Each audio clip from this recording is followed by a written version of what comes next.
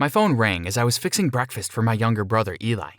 I poured the milk in a bowl and put in some cereal and passed it to him on the table. Then I rushed to see what the ring was about and saw that there was a text message notification. It was from my crush. I started getting butterflies as just the other night I texted her if she would go to the park with me after school. Nervous, I unlocked my phone and opened the text. It read, "Sure, Shane, meet me after school is over." I couldn't believe it and jumped with excitement. My crush of 2 years finally agreed to go out with me. But my excitement didn't last for long. I went to my mom's and dad's room to talk and saw that they were still sleeping. I knew they had been partying all night and came home late. Still, I had to talk, so I woke my mom up. But before we move on, like this video, hit that subscribe button, and activate the notification bell. This will let you become the richest person in your family. Trust me, it works. "Mom, can you pick up Eli today?" I said. "Shane, you know we have something important, and we cannot," she replied. But I knew that there was nothing important. They were just going for another one of their parties. "Maybe we can get a babysitter. I want to hang out with my friends after school," I said again. "Why waste money on a sitter when you're here? He's your younger brother. Friends are not even important. Now let me sleep," she said and went back to sleep.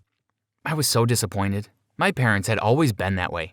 They had put all the responsibility of Eli on me while they were out partying and having fun. And at first, I even enjoyed taking care of him and being a big brother. But I soon realized that I was missing so much of my teenage years while doing so, especially when my grandparents moved to another city. My mom and dad were never responsible for being parents, even when they had me. They used to leave me with my grandparents all the time. My grandparents were great, and they loved me a lot, and Eli too. But when I was 11 and Eli was 4, my parents and grandparents had a big argument. They wanted my parents to be more responsible for us and bring change in their lifestyle, so they left for another city. Even then, my parents didn't change, and I was left alone with the responsibility of my brother. I had to wake him up in the morning and get him dressed. Then I had to fix breakfast for him and walk him to school. After that, I would barely make it to my own school in time. And then I had to go pick him up after school, take him home, and help him with assignments, and get him his dinner and then put him to bed. I was doing a lot of work for a 16-year-old. I loved my brother a lot, but I was not even getting a break to live my own life. So I made up my mind that I had to do something about it once and for all. So one day, I decided to not do anything. In the morning, I went to my parents' room and told them I'm not going to do any work related to Eli.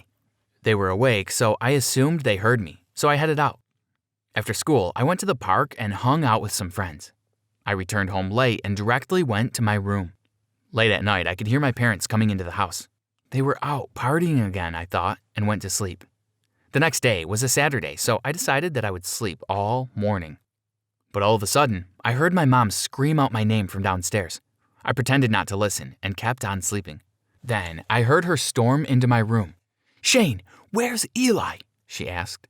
I pretended that I just got up and rubbed my eyes and in a sleepy tone said, "How would I know, Mom? I haven't seen him since yesterday morning. I even came to you to inform you I wasn't looking after Eli." "Oh my gosh," she said. She looked terrified. She ran down to my dad and I followed after her. My dad was checking the voicemails and he replayed one that he was listening to. It was from Eli's school and it said, "Hi, Mr. and Mrs. Brady. Eli was absent from school today. Was he sick or anything? Please specify the reason for his absence beforehand next time. Thank you." We all stood there and looked at each other, in shock. My parents didn't say anything and started calling friends and neighbors. While they did that, I just sat there, not knowing what to say or feel. Finally, they decided to call the police. I was scared by how this thing was getting more and more serious. The police arrived at our house in no time. They started questioning my parents at first, and then they talked to me. "Do you always walk your brother to and from school?" one of them asked. He looked like he was the lead detective. "Yeah, I do," I replied. "Then why didn't you walk him yesterday?" he asked. "I asked my parents to and left the house and went to the park after school," I replied. Then they asked me all about the places we stopped at and all the turns we used to take to and from school, which I answered one by one. After that, the detectives turned to my parents and said, "Did you check with all your acquaintances?" "Yes, we did," my mother replied. Then the detective ordered 2 of the policemen to trace the steps of Eli. "We're treating this as a kidnapping case," he said. "There's a possibility of a ransom call, so let us set up a tapping system in the house phone." After hearing that, my mom sat on the ground and started crying. It seemed that she regretted her parenting choices finally. I had never seen her so concerned. Half of the day had passed just like that. We were all sitting around the phone waiting for a call, but it never came. But then, the officers who had gone to trace the steps to and from school returned. They had brought a few of our neighbors along with them. As they entered, they called the head detective to the side and whispered something to him. The detective turned to me and gave me a look. It was scary. He brought the neighbors to where we were and started asking them questions. "When did you see Eli last?" he asked. "I saw him yesterday morning," one of the neighbors replied. "Was he alone?" he asked again. The same neighbor answered, "No, he was with Shane like always." The others also agreed and gave a similar answer. No, you must have mistaken it for other days," I went to interrupt. The detective didn't even listen to me and went straight to my parents. "I want to see Eli's room," he said. So my parents led him into my brother's room. He looked around for a bit, checked the drawers, closet, and came out. He talked to my parents about something and said, "So, a couple of his clothes are missing. That's unusual unless he was taken by someone very close." Then he turned at me. "Tell me, Shane, where your brother is and what did you do with him?" Everyone's eyes turned to me with a gaze of doubt. However, I still denied that I had anything to do with this disappearance. "I swear, I don't know," I said. "I can see that you're clearly lying. Tell us the truth, otherwise I will have to arrest you," he said. "I am telling the truth. I've done nothing," I replied. But then my mom started to scream. "Shane, you were responsible for your little brother. What did you do to him?" she said.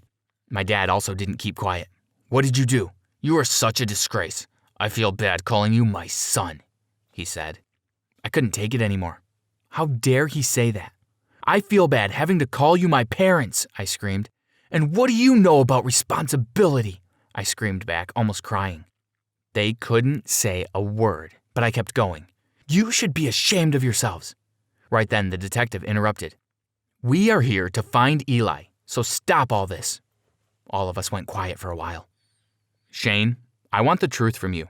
If not, I have no other choice but to arrest you for kidnapping by family and misinformation," he said again. I knew then that I had to tell the truth. So I said, "We have to go for a drive to find him." My mom started crying again. She must have thought that I had done something wrong with my brother. So we went outside and I got into the car with the detective, and Mom and Dad got into their car and followed after us. In the car, the detective tried to talk to me. "Boy, did you do anything wrong?" I didn't say a word and told him that we were going out of the city. I sat quietly throughout the drive. After about an hour and a half, we arrived at a neighborhood, so I told him to make a stop near a house. We got out of the car and made our way to the house. My parents also followed behind. I went in front of the door and rang the bell. We could hear someone approaching the door from inside. The door slowly opened, and there stood my grandpa. "Shane," he said in excitement as soon as he saw me. He also gave a disgusted look as he saw my parents there as well. And then Eli came running towards me from inside the house. He jumped to hug me, and I hugged him back. "I will explain everything inside," I said to the detective, so we went in. We sat down, and I started explaining what happened from the beginning. The day before, early in the morning, I went to my parents' room to tell them I wasn't looking after Eli for the day. I knew that they wouldn't care even if they had listened, so I dressed him and packed a couple of his clothes and headed out. We took the regular path as the way to school, and the bus stop was the same. We arrived at the bus stop and took the bus to the next city. It took us longer than in the car, but we finally reached it, and we directly came to our grandparents' house. I told my grandparents how my parents hadn't changed their ways till now, and how I needed a break, so my grandparents agreed to keep Eli with them for the weekend. I knew my parents wouldn't be able to face my grandparents if any of us went missing, so they would never call them even to ask them. After that, I returned and went to the park and hung out there for the rest of the afternoon to kill the evening. In the evening, I returned home and checked the phone for voicemail. Since I had skipped school too, there was a voicemail from my school as well, which I deleted instantly. I didn't tell my parents anything about it, and I didn't want to either. I wanted to teach them a lesson. After telling them all that, I turned to the detective and said, "I'm sorry, detective. I didn't want to waste valuable police time. I didn't think they would call the police, but I had to do this." He looked at me and patted me on the shoulder. "I feel sorry for you, boy," he said. Then he turned to my parents and said, "You should be ashamed of yourselves. I'm going to make a case of careless parenting for you two. You will be fined and will no longer have custody over your children." My parents started to beg for forgiveness with us and my grandparents, but we were done with them. In the next few days, a social worker worked with us to shift our custody to my grandparents. And then we finally started living with the people who actually looked after and cared for us. Thanks for watching. So what do you think?